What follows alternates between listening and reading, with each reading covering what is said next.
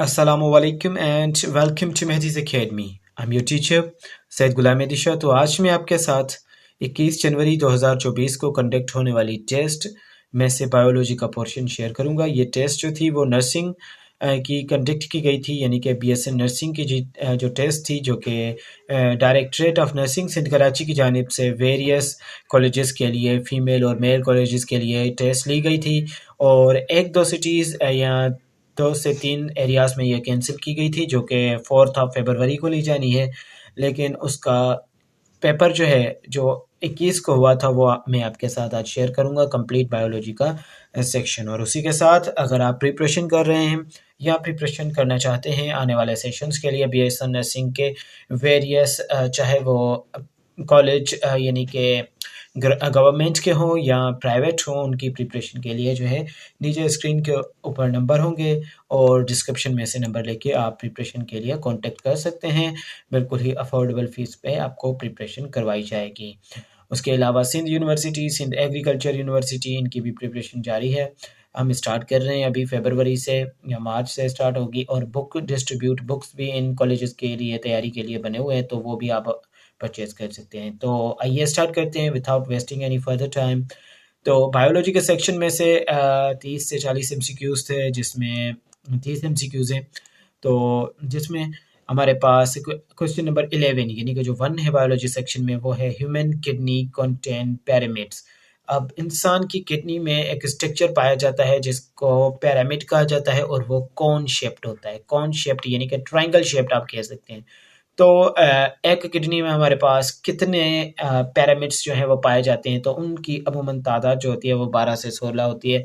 तो option number ए यहाँ पे करेक्ट हम मानेंगे, जो कि पहले से हाईलाइटेड है आपके लिए। ऑप्शन नंबर ए बोल्ड है, हाईलाइटेड नहीं है बल्कि बोल्ड में प्रोवाइडेड है आपको। उसके बाद नेक्स्ट जो क्वेश्चन है वो है प्रेजेंस ऑफ स्टोन्स। अगर स्टोन्स की मौजूदगी इन द ह्यूमन किडनी, तो किडनी में ह्यूमन यानी कि प्रेजेंस ऑफ स्टोन्स जो है वो क्या कहलाएगी। तो ये आप देख सकते हैं कि दोनों क्वेश्चंस जो हैं वो हमारे पास लिए गए हैं होम्योस्टेसिस चैप्टर, और ये न्यू बुक्स की सीरीज़ है तो उसमें से लिए गए। तो प्रेजेंस ऑफ स्टोन्स की मौजूदगी in the human kidney is called nephrolithiasis. Okay, तो ऑप्शन नंबर बी जो है यहाँ पे करेक्ट होगा। किडनी स्टोन भी इसे कह सकते हैं, लेकिन इसका केमिकल या फिर साइंटिफिक नेम या फिर बायोलॉजिकल टर्म जो होगा वो नेफ्रोलिथियासिस, ठीक है, नेफ्रोलिथियासिस होगा। उसके बाद जो नेक्स्ट क्वेश्चन है वो है, ये फर्स्ट ईयर में से लिया गया है, जो कि चैप्टर नंबर सेल से है, द सेल चैप्टर से लिया गया है। Dash cell wall develops between plasma membrane and primary cell wall। तो मीन्स के cell wall which develops, secondary cell wall यहाँ पे ऑप्शन करेक्ट होगा, जो कि हाईलाइटेड है, सॉरी बोल्ड है। Secondary cell wall develops between plasma membrane and primary cell वाल।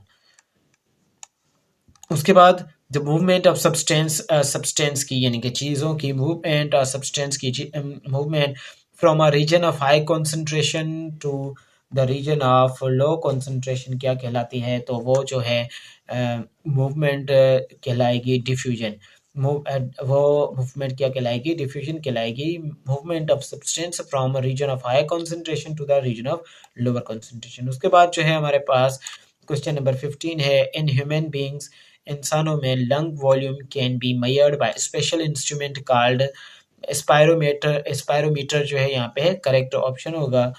तो यहाँ पे ऑप्शन नंबर डी जो है वो करेक्ट ऑप्शन है। In human beings lung volume can be measured by special instrument called D, option number D होगा। The process of joining two monomers, दो मोनोमर्स को ज्वाइन करने वाला प्रोसेस जिसमें वाटर का मॉलिक्यूल जो है वो रिमूव होता है, तो उस प्रोसेस को क्या कहेंगे, तो उस प्रोसेस को कंडेंसेशन बोलेंगे। ऑप्शन नंबर ए यहाँ पे हमारे पास करेक्ट माना जाएगा। उसके बाद है क्वेश्चन नंबर 17 यानी कि 7। तो the body sometimes eliminates old cell और अनवांटेड सेल, यानी कि इंसान की बॉडी जो है कभी कभार ओल्ड सेल या फिर अनवांटेड सेल को रिमूव करती है एट एम्ब्रियोनिक स्टेज पे यानी कि जब एम्ब्रियो की फॉर्म में होता है। एक जाइगोट के बाद स्पर्म एंड ओवा, जाइगोट के बाद चेंज होते हैं एम्ब्रियो में, तो एम्ब्रियोनिक स्टेज में एलिमिनेशन हो जाए, यानी कि क्या हो जाए, वो कट हो जाए, ओल्ड सेल्स जो हैं वो रिमूव हो जाएँ, और या तो अनवांटेड सेल्स रिमूव हो जाएँ according to their genetic information, अपने जेनेटिक इन्फॉर्मेशन के बेसिस पे। तो ऐसे प्रोसेस को हम क्या टर्म करते हैं, तो अब एपोप्टोसिस जो है इसको कहेंगे। ऑप्शन नंबर ए यहाँ पे करेक्ट होगा। उसके बाद इन ह्यूमन, इंसानों में dash percentage uric acid is excreted by kidney, तो 40 से 50% जो यूरिक एसिड होता है वो किडनी से एक्सक्रिएट किया जाता है। उसके बाद inflammation of air passage ways is known as, air passage way की इन्फ्लामेशन जो होती है वो क्या कहलाती है, तो ब्रोंकाइटिस या ब्रोंचिटिस, दोनों प्रोनाउंसिएशन में कोई एक जो है वो करेक्ट होगा, वो आप कह सकते हैं इसे।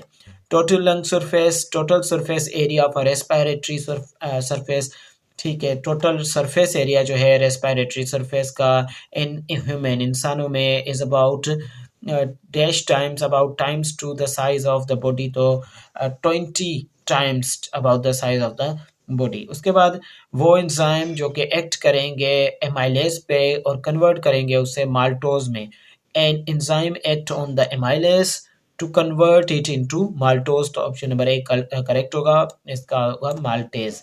उसके बाद हमारे पास नेक्स्ट जो है वो है the word botany is taken from Greek language, बॉटलाइन यहाँ पे है, लेकिन ये ऑप्शन नंबर जो है ये सी ऑप्शन करेक्ट नहीं है, ये है ब्यूटेन, ऑप्शन नंबर ए यहाँ पे करेक्ट होगा, ब्यूटेन जो है इसका जवाब होगा, ऑप्शन नंबर ए इसमें जो है वो करेक्ट होगा, ये सही से मीन्स के बोल्ड नहीं किया गया। उसके बाद प्लांट एक्सचेंज गैसेस, प्लांट जो है वो गैसेस एक्सचेंज करते हैं for the process of photosynthesis, photosynthesis के लिए, और किस चीज़ के लिए, और रेस्पिरेशन के लिए। और उसके बाद हम बढ़ेंगे क्वेश्चन नंबर 14 की जानिब, जो कि 24 है सीरियल के हिसाब से। The overall muscle organ is surrounded by dash membrane, तो एपीमाइसियम जो है उसके ज़रिए सराउंड की जाती है ओवरऑल मसल ऑर्गन्स जो हैं वो, एपीमाइसियम इन्हें क्या करता है, सराउंड करता है। उसके बाद the solution of biological problem starts with, biological problem को सॉल्यूशन अगर हम लेना चाहें तो वो ऑब्जर्वेशन से स्टार्ट होगा। अगर कोई बायोलॉजिकल प्रॉब्लम है, ठीक है, किसी लिविंग चीज़ ने किसी और लिविंग चीज़ के लिए काज की है, तो उससे सबसे पहले जो जांच पड़ताल का मरहला होगा तो उसे ऑब्जर्वेशन कहेंगे। तो observation is a basic tool for the biological problem and scientific problem as well. उसके बाद human nerve system consist of dash parts, human nerve system जो है वो दो पार्ट्स पे मुश्तमिल होता है। सॉरी, यहाँ पे हमारे पास ह्यूमन नर्व सिस्टम जो है वो पांच यहाँ पे हाईलाइट किया गया है। इस क्वेश्चन को आप चेक कर लें, क्योंकि in my opinion human nerve system जो है यहाँ पे आप इस एमसीक्यूज में ज़रा सा कन्फ्यूजन है, जो कि आप खुद से चेक कर सकते हैं। उसके बाद साइनेप्स, साइनेप्स क्या होता है, एक जंक्शन होता है that controls communication between one neuron to another neuron. अब एक न्यूरॉन का दूसरे न्यूरॉन से कम्युनिकेशन जो है कंट्रोल करने वाली चीज़ क्या होती है, साइनेप्स होता है। इन्फ्लेमेशन हो गई अगर एयर पैसेज वे में, तो रिपीटेड क्वेश्चन है ब्रोंकाइटिस। उसके बाद branch of science which deals with the study of human bones is called, तो ऑस्टियोलॉजी जो है वो ब्रांच है जिसमें हम डील करते हैं किस चीज़ से हम डील करते हैं, बोन्स की स्टडी होती है, तो ऑस्टियोलॉजी इसका जवाब होगा। Study of structure of tissue of plant and animal, तो प्लांट्स और एनिमल के टिश्यू की स्टडी की जाए अंडर द माइक्रोस्कोप, तो इसे कहेंगे हिस्टोलॉजी, तो ऑप्शन नंबर सी यहाँ पे करेक्ट होगा। Term homeostasis was introduced by, term homeostasis जो था वो वाल्टर बी कैनोन ने बनाया था, तो ये जोसेफ ऑप्शन यहाँ पे हमारे पास जो है बोल्ड किया गया है, ये बिल्कुल रॉन्ग है, ये करेक्ट नहीं है। Walter B Cannon option number B जो होगा वो सही होगा। वाल्टर बी कैनोन ने टर्म होम्योस्टेसिस के बारे में बताया था, और ये भी बताया था कि ये एक सेल्फ रेगुलेटिंग सिस्टम है हमारी बॉडी में। फर्दर जो है अगर आपको ये कंफर्म करना है तो आप अभी वाली जो एडिशन आई है चैप्टर नंबर 1 में ये क्वेश्चन आपको मिल जाएगा कि ये टर्म किसने दिया था। जोसेफ जो है यहाँ पे करेक्ट ऑप्शन नहीं है, Walter B Cannon option number A सही होगा, जो आप एरो देख सकते हैं जिसके इर्द गिर्द। ओके, उसके बाद क्वेश्चन नंबर 32 है, जो कि अमूमन जो है सीरीज के हिसाब से जिसे हम चल रहे हैं। Which each enzyme has special charged place to fit the substrate. अब हर एंजाइम के पास एक स्पेशल चार्ज्ड प्लेस होती है जहाँ पे सबस्ट्रेट फिट होता है। तो उस साइट को हम एक्टिव साइट बोलेंगे, और वो साइट जहाँ पे मीन्स के सबस्ट्रेट फिट नहीं होता उसे कहेंगे एलोस्ट्रेटिक साइट।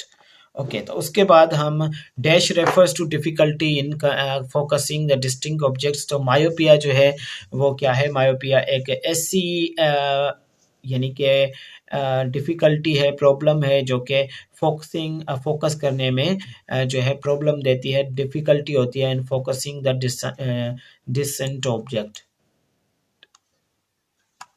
उसके बाद शॉर्ट चेन। अब जो हमारे पास शॉर्ट चेन अमाइनो एसिड्स हैं, हार्मोन हैं, उन्हें क्या कहा जाता है? तो उन्हें पेप्टाइड जो है वो हार्मोन कहा जाता है। उसके बाद हम जो है नेक्स्ट देखने वाले हैं water is dash, water is a polar molecule. उसके बाद हम नेक्स्ट क्वेश्चन को देखेंगे, the water which contain very low amount of salt is known as. तो इस टाइप की वाटर को हम कहेंगे fresh water. Which of the following is not included in the five kingdom classification? तो जो है वायरस को फाइव किंगडम क्लासिफिकेशन में एडेड नहीं किया गया। There are three types of enzymes inhibition. Enzyme inhibition के तीन टाइप्स होते हैं। उसके बाद microfilaments are solid strands of 7 nanometers in diameter. Microfilaments क्या है? सॉलिड स्ट्रैंड्स होते हैं मसल्स के जो कि 7 नैनोमीटर इन डायामीटर होते हैं। गोल्जी बडीज जो हैं, Golgi bodies of central flatten plate like compartments are called cisternae. तो उनको गोल्जी बडीज के consist of central flatten plate of cisternae को क्या बोला जाता है? तो उसको बोला जाता है, sorry, flatten plated of Golgi bodies को सिस्टर्नाई बोला जाता है। ये जो थे वो क्वेश्चन थे 30 जो कि एनटीएस की टेस्ट में बायोलॉजी के सेक्शन में थे। इंशाल्लाह नेक्स्ट वीडियो जो होगा वो कंसिस्ट होगा केमिस्ट्री के कंप्लीट और फिजिक्स के कंप्लीट पे। इंशाल्लाह वो भी आपके साथ बहुत जल्द शेयर किया जाएगा, क्योंकि कल नहीं परसों जो है आपको आपकी टेस्ट है उसके लिए हेल्पफुल हो सके।